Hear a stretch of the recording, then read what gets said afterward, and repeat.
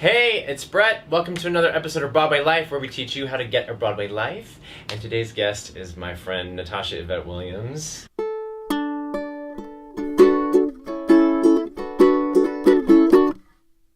Now, Natasha, tell the people what you do.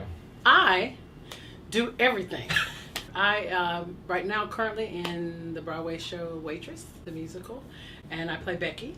I have 7-year-old twins, and I'm a writer. I just wrote a screenplay, and I have a producer, and we're gonna make my movie in probably about a year. But That's amazing. But so I'm all of those things. Where did you get that voice? I think I got this voice. I'm Anita, you got a photo order for Anita? We're at the theater, so there's stuff that will be happen. happening. I got a voice from God, and have been singing since I was about 3 years old in church. So started in church, and then did you go to college? I went to college. I went to undergrad at North Carolina A&T State University.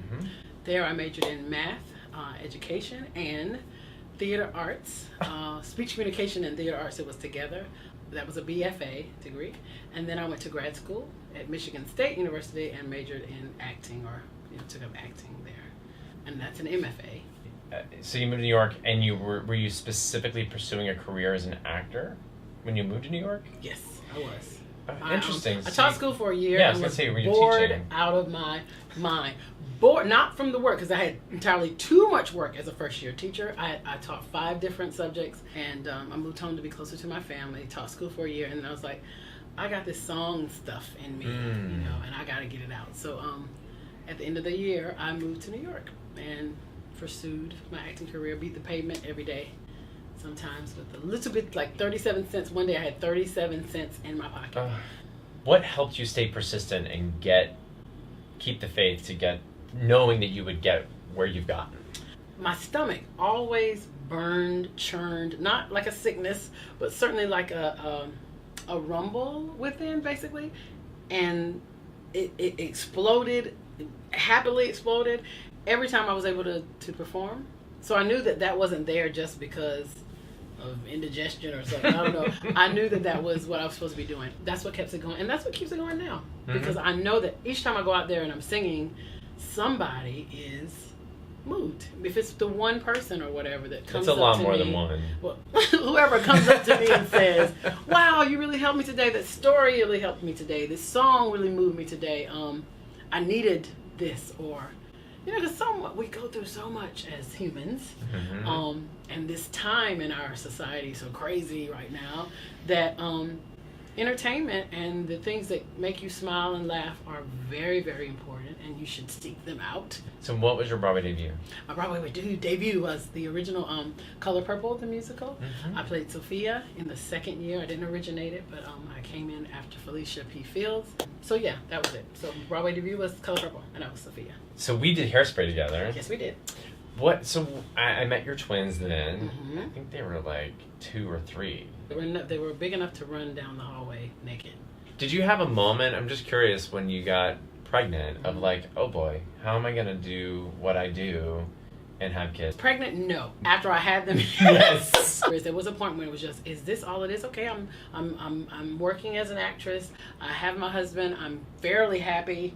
And is this all there is? And the answer was no. I was all gung-ho. I knew, there's gonna be a way. I'm gonna make this happen, and it's gonna be wonderful. And once they arrived, and then all of the logistics of simply just picking a babysitter was one of the things that made me question, how in the world am I going to be able to do this?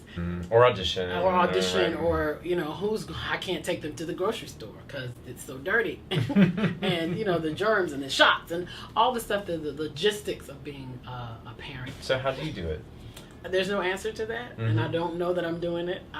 You're doing it. Well, I'm doing it. You get through the day, I just get up and I keep going, and it happens. I think we have to give ourselves permission to just do the best that we can, because nothing is perfect. Nothing is going to be, I'm Superwoman, and the idea that we can be everything and have everything. You can have it, but some areas are going to be a little less fruitful than others.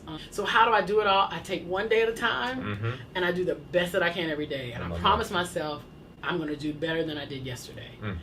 Well, I think you're teaching your children something really amazing too by continuing to live your life as a performer, still be a mom, and show them that they don't have to sacrifice to be a parent or to do what they want to do with their lives.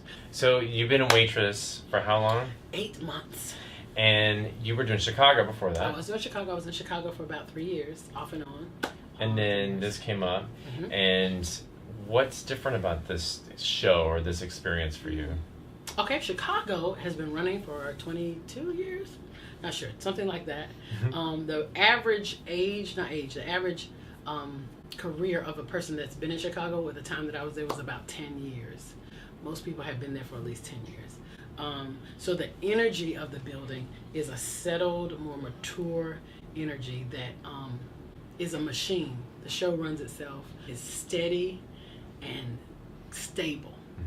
The energy in Waitress is a younger energy. It's a moving, more fluid energy because it's a younger show. It's less than a year in terms of being here. So that the energy in the person and the performer is what's next as opposed to let's maintain this. And the this audience. show and the audiences are different. Well, how would you tell someone to live their best Broadway life? I think you have to constantly be grateful. Foundation of everything that is to come. If you are grateful for where you are and what you have, even if you don't like it, if you're not fond of it, then it opens the door, the spirit, the world for you, for God to be able to bless you with something else. And understanding that next week, because every show will end. Every show will end. And then you'll be beating the pavement to get that next show, or maybe you won't. But the idea is that nothing is promised to you. Nothing belongs to you. I'm on Instagram. I am doing that one. I'm doing Instagram. I'm not doing much else, but I have all the other things. Live your best Broadway life.